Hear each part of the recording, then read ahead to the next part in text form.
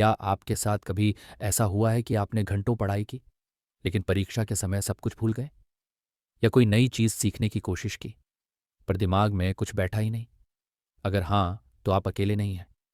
हम में से ज़्यादातर लोग सीखने की प्रक्रिया को एक संघर्ष की तरह देखते हैं। लेकिन क्या हो अगर मैं आपसे कहूँ कि आपके सीखने का तरीका ही गलत हो? क्या हो अगर आपके दिमाग को काम करने के लिए डिज़ाइन ही नहीं किया गया हो? नमस्कार दोस्तों, ओपन फॉर लर्न में आपका स्वागत है। आज हम एक ऐसे क्रांतिकारी विचार पर बात करने जा रहे हैं जो सीखने के बारे में आपकी पूरी सोच को बदल कर रख देगा। हम बात करेंगे डेनियल टी विलिंगम के सीखने के सिद्धांत, विलिंगहम्स लर्निंग थ्योरी की। विलिंगम एक मनोवैज्ञानिक और कॉग्निटिव साइंटिस्ट हैं जिन्होंने दशकों तक इस बात पर शोध किया है कि हमारा दिमाग असल में सीखता कैसे है, और उनके निष्कर्ष आपको हैरान कर देंगे। तो कुर्सी की पेटी बांध लीजिए, क्योंकि आज हम दिमाग के उन रहस्यों को खोलने जा रहे हैं जो आपको एक बेहतर और प्रभावी लर्नर बना देंगे। दिमाग की सबसे बड़ी गलतफहमी, यह सोचने के लिए नहीं बना है। यह सुनने में थोड़ा अजीब लग सकता है, लेकिन विलिंगम के सिद्धांत का यह मूल आधार है। हमारा दिमाग सोचने के लिए नहीं, बल्कि सोचने से बचने के लिए बना है। जरा सोचिए, हमारे पूर्वज जो हजारों साल पहले जंगलों में रहते थे, उनके लिए हर पल जीवित रहना एक चुनौती थी। उन्हें तुरंत निर्णय लेने पड़ते थे, क्या वह सरसराहट किसी शिकारी की है, या क्या यह फल खाने के लिए सुरक्षित है। ऐसे में अगर उनका दिमाग हर चीज के बारे में गहरा फलस्फूत चिंतन करने लगता, तो वे शायद किसी जानवर का शिकार बन जाते। इसलिए विकास के क्रम में हमारे दिमाग ने एक शॉर्टकट अपनाया। यह ज्यादातर काम अपनी यादों और अनुभवों के आधार पर स्वचालित रूप से ऑटोमेटिकली करता है। जब आप सुबह उठकर ब्रश करते हैं या अपनी गाड़ी चलाकर ऑफिस जाते हैं, तो क्या आप हर कदम के बारे में सोचते हैं? नहीं। ये सभी काम आपकी आदत बन चुके हैं और आपका दिमाग इन्हें ऑटो पायलट मोड पर करता है, ताकि अपनी कीमती ऊर्जा बचा सके। विलिंगम कहते हैं कि हमारा दिमाग तभी सोचता है जब उसे कोई ऐसी समस्या मिलती है जिसका कोई स्वचालित समाधान उसके पास मौजूद नहीं है। उदाहरण के लिए, जब आप पहली बार शतरंज खेलना सीखते हैं या कोई जटिल गणितीय समीकरण हल करने की कोशिश करते हैं, तब आपका दिमाग सक्रिय रूप से सोचता है। तो इसका हमारे सीखने के लिए क्या मतलब है? इसका मतलब ये है कि अगर आप कुछ भी नया और प्रभावी ढंग से सीखना चाहते हैं, तो आपको अपने दिमाग को सोचने पर मजबूर करना होगा। सिर्फ किताब के पन्नों को पलटना या लेक्चर को निष्क्रिय होकर सुनना काफ़ी नहीं है। आपको जानकारी के साथ सक्रिय रूप से जुड़ना होगा, उसके बारे में सोचना होगा और उसे समझने की कोशिश करनी होगी। सीखने का सुनहरा नियम, याददाश्त विचारों का अवशेष है। Memory is the residue of thought. यह विलिंगम के सिद्धांत का सबसे शक्तिशाली और प्रसिद्ध विचार है। इसे ठीक से समझ लिया तो सीखने की आधी लड़ाई आप जीत जाएंगे। कल्पना कीजिए कि आप एक क्लास में बैठे हैं और टीचर आपको भारत के स्वतंत्रता संग्राम के बारे में पढ़ा रहे हैं। पहला परिदृश्य, आप सिर्फ सुन रहे हैं। आपका ध्यान कभी घड़ी पर जा रहा है, कभी बाहर खिड़की पर। आप तथ्यों को सुन तो रहे हैं, लेकिन उनके बारे में सोच नहीं रहे हैं। क्लास खत्म होने के बाद आपको शायद ही कुछ याद रहेगा। दूसरा परिदृश्य, आप टीचर की बातों को ध्यान से सुन रहे हैं और साथ साथ सोच भी रहे हैं। आप सोच रहे हैं, अच्छा तो 1857 की क्रांति के ये कारण थे, इसका महात्मा गांधी के आंदोलनों पर क्या प्रभाव पड़ा होगा? अगर ऐसा नहीं होता तो क्या होता? आप अपने दिमाग में एक कहानी बना रहे हैं, घटनाओं के बीच संबंध जोड़ रहे हैं। विलिंगम के अनुसार दूसरे परिदृश्य में आप जो कर रहे हैं वही असली सीखना है। जब आप किसी जानकारी के अर्थ, मीनिंग के बारे में गहराई से सोचते हैं, तो वह आपकी याददाश्त में अंकित हो जाती है। जानकारी को रटने की कोशिश करना ऐसा है जैसे आप रेत पर लिखने की कोशिश कर रहे हो। हवा का एक झोंका आएगा और सब मिट जाएगा। लेकिन जब आप उसके अर्थ को समझकर सोचते हैं, तो आप पत्थर पर लकीर खींच रहे होते हैं जो हमेशा के लिए रह जाती है। इसे अमल में कैसे लाएं? सवाल पूछिए। जब भी आप कुछ पढ़ें या सुनें, तो खुद से सवाल पूछें, यह क्यों महत्वपूर्ण है? इसका क्या मतलब है? ये कैसे काम करता है? संबंध बनाइए। नई जानकारी को उस चीज से जोड़ने की कोशिश कीजिए जो आप पहले से जानते हैं। क्या यह किसी और विषय से संबंधित है? क्या आपकी निजी जिंदगी का कोई अनुभव इससे जुड़ा है? समझाने की कोशिश कीजिए। किसी और को या खुद को ही यह समझाने की कोशिश कीजिए कि आपने क्या सीखा है। अगर आप इसे सरल शब्दों में समझा सकते हैं, तो इसका मतलब है कि आप इसे वास्तव में समझ गए हैं। इसे फाइनमैन टेक्निक भी कहते हैं। कहानी बनाइए। हमारा दिमाग तथ्यों से ज्यादा कहानियों को याद रखता है। जो कुछ भी आप सीख रहे हैं उसकी एक कहानी बनाइए। उसमें पात्र हों, संघर्ष हो और एक समाधान हो। याद रखिए, आप जिस चीज़ के बारे में सोचते हैं, आप वही याद रखते हैं। तो अगली बार जब आप पढ़ाई करने बैठें, तो खुद से पूछें, मैं इस जानकारी के बारे में क्या सोच रहा हूँ? ज्ञान की नींव। कौशल से पहले तथ्य क्यों ज़रूरी हैं? आजकल की शिक्षा प्रणाली में क्रिटिकल थिंकिंग और 21वीं सदी के कौशल 21st सेंचुरी स्किल्स जैसे शब्दों पर बहुत जोर दिया जाता है। यह कहा जाता है कि बच्चों को सिर्फ तथ्य रटाने के बजाय सोचना सिखाना चाहिए।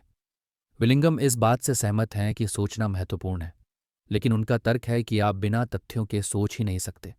गहन सोच, क्रिटिकल थिंकिंग और समस्या समाधान, प्रॉब्लम सॉल्विंग जैसे कौशल हवा में मौजूद नहीं होते। वे आपके ज्ञान के भंडार पर निर्भर करते हैं। एक उदाहरण लेते हैं। मान लीजिए मैं आपको 2 क्रिकेट खिलाड़ियों के आंकड़े दूं और पूछूं कि इनमें से बेहतर कौन है। अगर आपको क्रिकेट के बारे में कुछ भी नहीं पता, आपको नहीं पता कि औसत, एवरेज या स्ट्राइक रेट का क्या मतलब होता है, तो क्या आप कोई विश्लेषण कर पाएंगे? नहीं। आप सिर्फ संख्याओं को घूरते रहेंगे। लेकिन अगर आपके पास क्रिकेट का तथ्यात्मक ज्ञान, फैक्चुअल नॉलेज है, तो आप उन आंकड़ों का विश्लेषण कर सकते हैं, उनकी तुलना कर सकते हैं और एक तर्कपूर्ण निष्कर्ष पर पहुंच सकते हैं। विलिंगम कहते हैं कि तथ्यात्मक ज्ञान और कौशल एक दूसरे के पूरक हैं, विरोधी नहीं। तथ्य वह कच्चा माल है जिसकी आपके दिमाग को सोचने, विश्लेषण करने और रचनात्मक होने के लिए ज़रूरत होती है। आपके दिमाग में जितने ज़्यादा तथ्य और जानकारी होगी, आपकी सोच उतनी ही गहरी और व्यापक होगी। इसका छात्रों और शिक्षकों के लिए क्या अर्थ है? रटने को बदनाम न करें। कुछ चीज़ों को याद करना ज़रूरी है। गणित के फॉर्मूले, विज्ञान की परिभाषाएं, इतिहास की तारीखें, यह सब आपके ज्ञान की नींव बनाते हैं। इन्हें याद करने से आपकी वर्किंग मेमोरी खाली होती है, ताकि आप अधिक जटिल समस्याओं पर ध्यान केंद्रित कर सकें। पृष्ठभूमि ज्ञान का निर्माण करें। जब भी कोई नया विषय पढ़ाना या सीखना हो, तो उससे संबंधित पृष्ठभूमि ज्ञान, बैकग्राउंड नॉलेज का निर्माण करें। इससे नई जानकारी को समझना और उसे मौजूदा ज्ञान से जोड़ना आसान हो जाता है। उदाहरण के लिए, अगर आप शेक्सपियर का नाटक जूलियस सीजर पढ़ रहे हैं, तो पहले प्राचीन रोम के इतिहास और राजनीति के बारे में जानना मददगार होगा। पढ़ें, पढ़ें और पढ़ें। व्यापक रूप से पढ़ना आपके ज्ञान के आधार को बनाने का सबसे अच्छा तरीका है।